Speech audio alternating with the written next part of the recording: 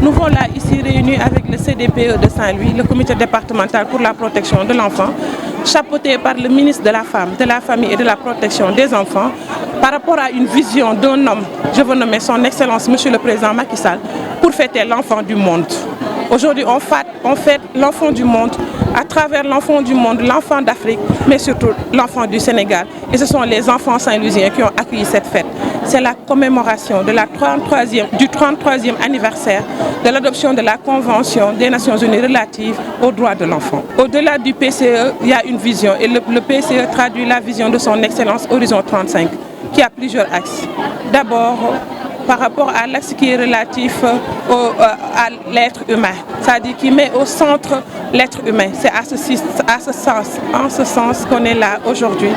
au nom de l'équité territoriale, au nom de la vision d'un homme d'État qui veut que tout enfant du Sénégal, partout, les coins et recoins du Sénégal, puissent bénéficier de ces genres de manifestations. On avait l'habitude de voir la commémoration de la GIA, la journée de l'enfant africain, la commémoration de la CDE et d'autres commémorations qui ne se faisaient qu'à Dakar, au nom de la vision de son Excellence, qui a comme préoccupation l'équité territoriale. C'est à ce titre qu'on est là aujourd'hui, à Saint-Louis. On a fait un atelier avec le CDPE, avec l'ensemble des collectivités territoriales, FAS, Gandon, Ndiébène Gandiol et PAL,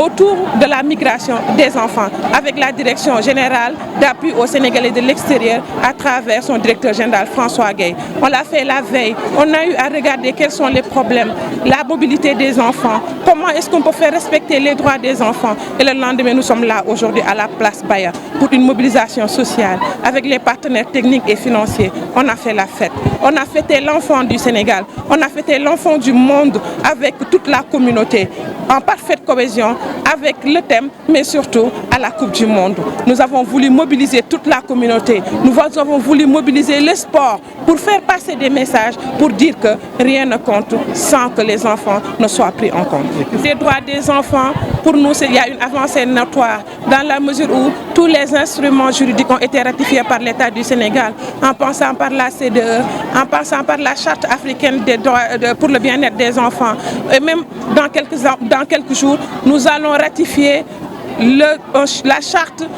par l'ensemble des pays membres de l'OCI. Pour vous dire que l'État du Sénégal ne ménage aucun effort pour que l'enfant du Sénégal soit bien et que ses droits puissent être respectés. Nous avons adopté une loi contre la criminalisation du viol.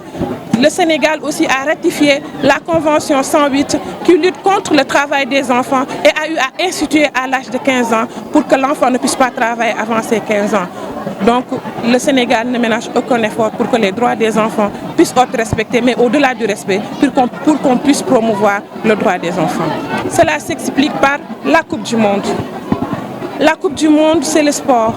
Le football, ça entraîne les communautés, ça entraîne les enfants, ça entraîne la jeunesse, ça entraîne les décideurs et les partenaires techniques et financiers. Il y a une visibilité notoire. C'est à ce titre, on a l'habitude de dire qu'il n'y a pas de hasard, que la commémoration du 33e anniversaire de la CDE coïncide avec l'ouverture de la Coupe du Monde aujourd'hui. Vous avez vu qu'on a offert un fan zone à tous les enfants de Saint-Louis aujourd'hui à la place Baya. C'est pour montrer que les enfants des riches, les enfants des pauvres, les enfants démunis, les enfants en situation de rue, les enfants en situation de vulnérabilité, tous ces enfants sont des enfants du Sénégal, sont des enfants du président Macky Sall. Et ces enfants-là ont des droits. Et ces enfants-là sont des personnes à charge. Et ces enfants-là, on a l'obligation de s'occuper d'eux. Tey jii maa ngi wax ci turu ministre de la Femme, de la Famille et de la Protection des enfants. Tey jii maa ngi wax ci turu monsieur le maire Mansour Faye. waaye tey jii maa ngi wax ci turu monsieur le président de la République, le chef de la nation, son Excellence. Tey jii dañu monsieur le président